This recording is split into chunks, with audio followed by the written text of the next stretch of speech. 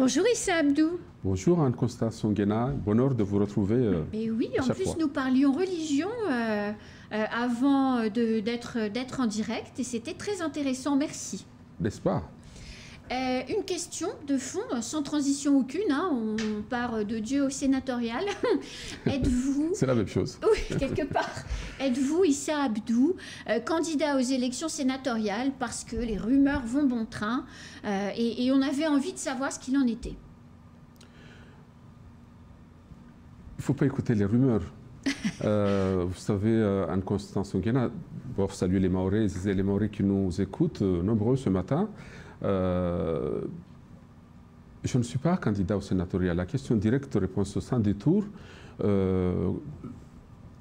Lorsque je suis candidat ou quand je décide de l'être, je le dis science tenante. Je viens ici, je l'annonce, etc. Donc j'étais étonné comme vous par les rumeurs persistantes sur cette candidature. Écoutez, je ne le suis pas pour plusieurs raisons. D'abord parce que je considère qu'il y en a de plus qualifiés que moi. J'ajoute aussi qu'on est candidat, c'est la dernière question que je me pose moi, une fois qu'on a dit qu'on l'est, pourquoi. Il se trouve que je n'ai pas de projet, moi, pour les sénatoriales, pour le Sénat. Je pense que je ne serais pas utile à ce poste-là. En tout cas, je le serais plus ailleurs que là. Donc, simplement, humblement, je pense que je ne suis pas l'homme de la situation. Et de la même manière, je ne suis pas candidat à cette échéance. Mais je suis de ceux qui pensent qu'on peut soutenir d'autres et avoir le même bonheur, le même plaisir. Je l'ai fait en étant directeur de campagne de Hassan Abdallah en 2017. J'ai soutenu l'actuel maire de Dembéni, président de la CADEMA à l'époque. Il n'y a pas toujours eu un retour d'ascenseur, mais peu importe. J'en tire une vraie satisfaction d'avoir aidé.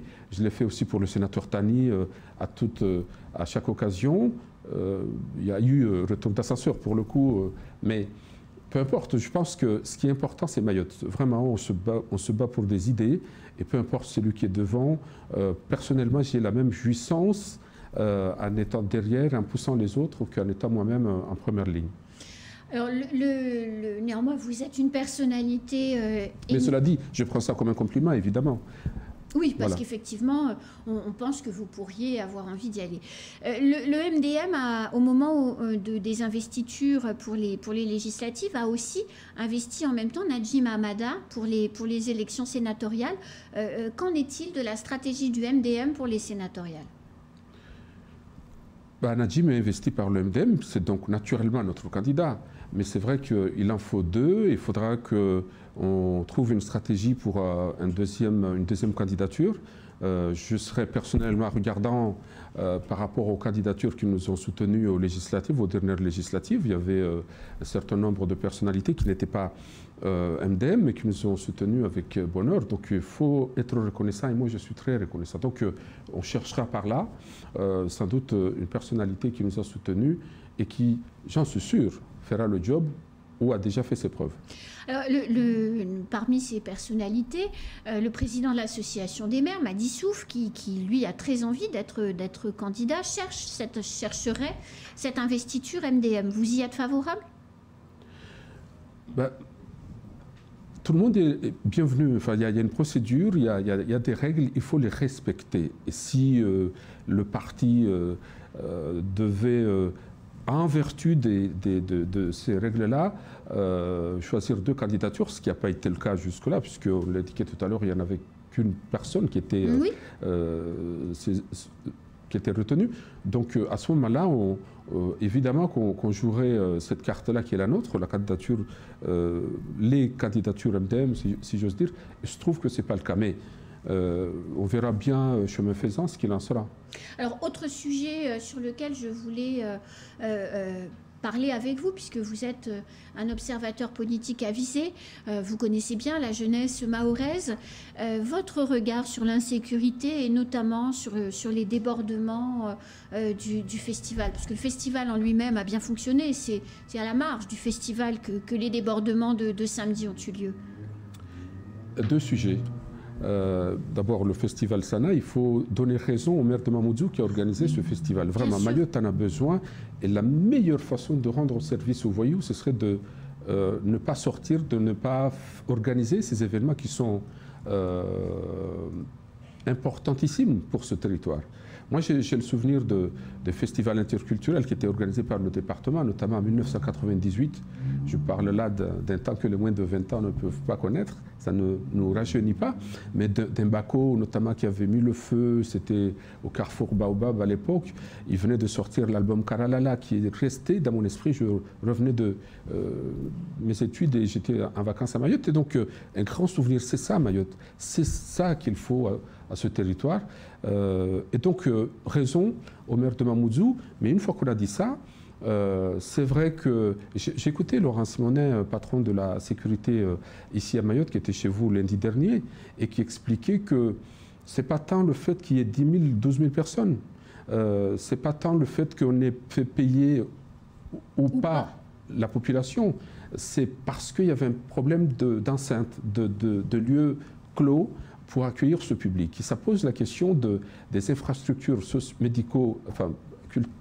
socioculturelles de ce territoire. Il faut des salles de spectacle à Mayotte pour accueillir les artistes.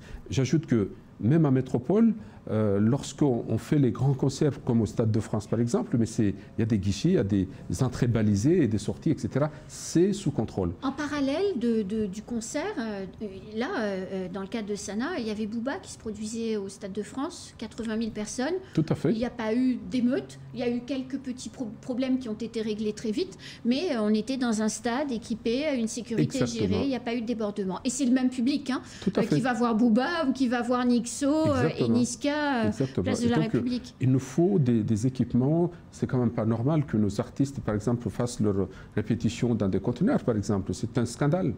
Et donc, il faut en finir avec ça. L'autre sujet, et je pense que c'est le plus important, la question globale de l'insécurité, la coupe est pleine. Il faut sortir des postures et des condamnations, il faut agir, mais agir vraiment. Moi, j'ai eu l'occasion de faire des propositions très, très concrètes, vous vous en souvenez. Par exemple, toute la semaine dernière, on était victime de caillassage, c'est très concret. À Tsunzu, c'était vendredi soir, Nyambadaou, qui est mon village, mais un village paisible, du jamais vu. Dimanche, on a été pris par cette jeunesse-là, qui a terrorisé tout le village et pendant de longues heures. Et donc c'est ça qui ne va pas sur ce territoire. Il y a un dénominateur commun à tout ce que je vous dis là. Cette jeunesse, des jeunes mineurs, des mineurs pour l'essentiel de ces situations. Et donc on voit bien qu'il faut agir. Et à mon avis, et c'est ce que je dis à tue-tête, il faut qu'il y ait une brigade de mineurs sur ce territoire. Il faut que ces mineurs-là soient considérés non pas comme des mineurs qu'il faut protéger mordicus, mais qu'il faut condamner à juste titre parce que ce sont des voyous et des criminels. Appelons les choses par leur nom. Estelle Youssoufa va visiter dans le cadre de son mandat parlementaire et puis de sa volonté de s'imprégner de ce qui se passe à Mayotte. Quand on ne connaît pas, il faut y aller pour voir. Elle organise une visite de la prison de Majicavo. Elle y va avec son équipe et un journaliste. On apprend en discutant que la PJJ fait des dossiers de régularisation des mineurs délinquants condamnés pour la nationalité française. Mais enfin, c'est pas possible. On peut pas. Enfin, ça veut dire quoi? Ça veut dire qu'on caillasse les gens, on fout le bazar, comme vous l'avez dit, la terreur à Nyambadao toute une journée. On se retrouve en prison, donc on est déjà logé dans un cadre vachement plus favorable que la case en tôle dans laquelle on vit habituellement. Et en plus, on peut avoir un dossier de régularisation de ses papiers, mais on n'est pas prêt de s'en sortir, Issa Abdou. On dit la même chose que Estelle Youssoufa, vous allez dire pour une fois, et je suis d'accord avec ce constat, et c'est ce que je me tue à expliquer ici. C'est pas possible. L'ordonnance de 45, c'est une aberration. De toute façon, elle est finie. Elle n'existe plus. Elle a été édulcorée par l'actuel garde des Sceaux, mais l'esprit est exactement le même. Oui. C'est-à-dire qu'au bout du bout, il faut protéger ces jeunes mineurs, il faut protéger ces jeunes. Peut-être que les délais, c'est au fond la seule chose qui a changé. Accélérer la façon de faire, mais l'esprit est exactement le même. Le centre éducatif fermé, qui vient s'adosser au centre éducatif renforcé qui existe à Mbromourou avec 8 places, c'est une bonne chose. Mais dans le centre éducatif fermé, il y a éducatif. On est toujours dans ces jeunes qui ont pourtant été condamnés par la justice. Eh bien, ils ne seront pas en prison, mais on va les mettre dans des centres éducatifs. Peut-être qu'il y en a qui le méritent. Peut-être qu'au cas par cas, et c'est utile et nécessaire. J'ai eu souvent l'occasion de défendre cette idée. Mais ça ne suffit pas. Il faut une prison pour mineurs. Une fois qu'on a mis en place une brigade pour mineurs, il faut qu'il y ait une condamnation au bout, parce que si on ne fait pas ça, eh bien, on n'aura pas résolu le problème. J'ajoute, au-delà de ça, qu'il faut... Le meilleur des médecins peut tuer s'il se trompe de diagnostic. Le diagnostic, il est connu. Il ne faut pas zapper l'amont, qui est la question corollaire de l'immigration, on le dit tout le temps, mais ça aussi, une fois qu'on aura résolu le problème actuel et de ce qui se passe à Mayotte, eh bien, il faut que la question de l'immigration clandestine, que la mission régalienne de l'État soit réglée. Mais je ne suis pas de ceux qui disent État, État, matin, midi et soir. Je pense que l'État, pour le coup, doit donner les moyens aussi à la police municipale, aux communes, pour qu'on soit mieux armé, parce que cette police de proximité permettra d'être plus efficace, en plus du rôle régalien de l'État. Voilà ce qu'il convient de faire. Et je précise enfin cette notion juridique de défense excusable, qui consiste à ce que l'on puisse se défendre lorsqu'on est attaqué. C'est de ça qu'il s'agit. De légitime défense, se faire justice soi-même, si je devais dire les choses brutalement, c'est une nécessité ici à Mayotte, parce que les Mahorais ne peuvent pas se défendre, et c'est quand même une aberration que celui qui est victime se retrouve parfois à être jugé, alors que ça devait être le bourreau plutôt de s'expliquer devant la justice. Alors, le président de la République, ce soir, reçoit les élus ultramarins. J'ai fait un petit tour hier des élus pour savoir ce qu'ils attendaient de cette rencontre. De manière générale, tout élu confondu, c'est tout mandat confondu, toute institution dans laquelle les élus mahorais siègent, tous disent en premier, le premier mot, sécurité. Qu'est-ce que le président de la République aujourd'hui peut faire en matière de sécurité? Parce qu'on peut mettre un policier, un gendarme derrière chaque voyou ou à chaque coin de rue. Si de l'autre côté, on donne des papiers au mec qu'on condamne et qui a caillassé, qui a détruit des voitures, qui a fait ça, c'est pas un monsieur de 40 ans qui a fait ça, ce que vous avez derrière vous, mais on ne s'en sortira jamais. Je pense qu'au-delà des mots, il n'y a pas d'amour, il n'y a que des preuves d'amour. Donc il faut que oui. le petit territoire... On n'en reçoit pas beaucoup quand même. Mais... C'est juste que le feu... J'ai vu très honnêtement, j'ai vu les voyous samedi soir.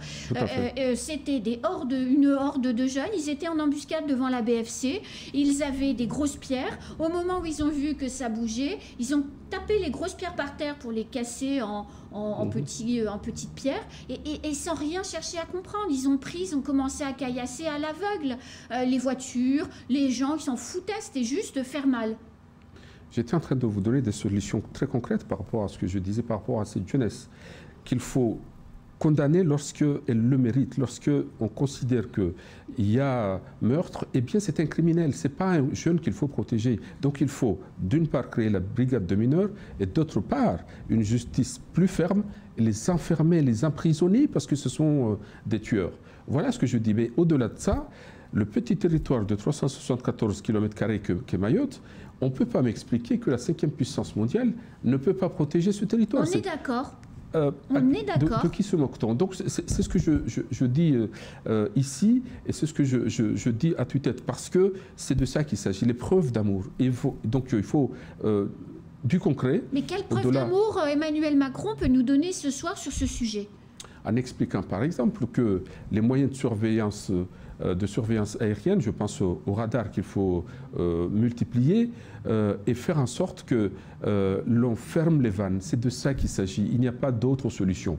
Et une fois qu'on aura fait les choses avec fermeté, alors on pourra parler de coopération, on pourra parler de voisinage, si tant est qu'ils veulent jouer le jeu. Mais c'est toute la... J'entendais le débat que vous aviez tout à l'heure avec Raos et Fatiou, mais c'est exactement ça. Les Comores ne jouent pas toujours le jeu. C'est pour ça que je pense qu'il faut dénoncer les accords cadres de 2019, parce qu'il faut être deux pour pouvoir faire une coopération régionale. Force est de constater que les Comores ne jouent pas le jeu. Mais le rendez-vous de ce soir est quand même importantissime. Il faut aller au-delà de l'insécurité. J'entends bien que c'est la priorité absolue et c'est normal. Mais il faut l'appel de Fort-de-France, parce que ça prend sa source là. De mai dernier. Exactement. De quoi s'agit-il? Les élus disent qu'il faut que nous défendions une nouvelle relation avec Paris. Il faut qu'on revoie les choses. On l'a vu aux dernières élections, le désaveu du gouvernement par rapport aux ultramarins. Sanglante. Exactement. Et donc, on ne peut plus faire comme avant. Qu'est-ce qu'il faut faire? La spécificité, la spécialisation, si j'ose dire, de chaque territoire, il faut entendre ça. Les Antilles n'ont pas la même boussole, la même histoire que Mayotte. Eux, ils aspirent à plus d'autonomie. Oui. Mayotte a plus de France, plus de droits communs. Et donc, je pense qu'il faut une loi programme, au-delà, qui inclut l'aspect sécuritaire, mais il faut évidemment que la question de pouvoir d'achat, on a eu l'occasion d'en parler ici longuement, trouve une grande place. L'inflation sur les produits à la consommation, plus de 6%. Je voyais le président du conseil départemental parler de carburant et de 7 centimes par litre à la pompe. Il faut aller plus loin, il faut considérer le carburant comme étant faisant partie de tarifs, de bouclier tarif qualité-prix, au même titre que le riz, la viande rouge, l'huile, le gaz de cuisine, etc., et le poulet, parce que c'est nécessaire. Il faut sortir du rafistolage. Et puis, je parlais de l'octroi de mer, j'étais heureux d'entendre le président du département que pendant 3 momois, eh bien, le département va mettre la main à la poche pour que les produits de première nécessité ne subissent pas de plein fouet le toit d'octroi de mer. Mais c'est ce qu'il faut faire. Par rapport aux 50% d'augmentation des conteneurs maritimes de CMA, CGM, qui en parallèle fait des profits historiques. Enfin, tout ça, c'est peanuts par rapport à la réelle cause de l'augmentation pour nos produits alimentaires. C'est le prix des conteneurs maritimes. C'est pour ça qu'il faut que dans la chaîne, tout le monde joue le jeu, sinon ça ne marchera pas. À la fois les acteurs du port maritime, mais aussi tous les commerçants de ce territoire, mais en premier lieu, le département qui fixe les taux d'octroi de mer pour considérer que l'alimentation est une nécessité, c'est vital. C'est un pléonasme, mais c'est quelque chose de réel et qu'il faut le faire. J'entendais la question que vous me posiez la dernière fois, mais comment on va compenser ça? Eh bien, c'est là. Le président de la République, le rendez-vous de ce soir, il faut qu'il y ait des solutions. Exactement. Par exemple, une compensation, un fonds spécifique pour qu'on compense à juste hauteur. Exactement. Alors, on aura le temps d'en reparler puisque le dîner de ce soir va générer beaucoup de discussions, notamment ici sur ce plateau, et j'espère que vous reviendrez. Avec plaisir. Peut-être un dernier sujet quand même. On est au bout du temps. Et qui participe à tout cela, c'est la question de l'égalité réelle, de l'alignement. Parce qu'une retraite qui est juste indigne, 270 € en moyenne ici à Mayotte, c'est ça aussi qui participe à lutter contre la vie chère. Mais toutes les prestations à juste hauteur de droit commun, ça permettra aux Mahorais de vivre décemment, j'allais dire dignement. Merci beaucoup, Issa Abdou. C'est moi. C'est la fin de ce temps de parole. Tout de suite, la suite de nos programmes.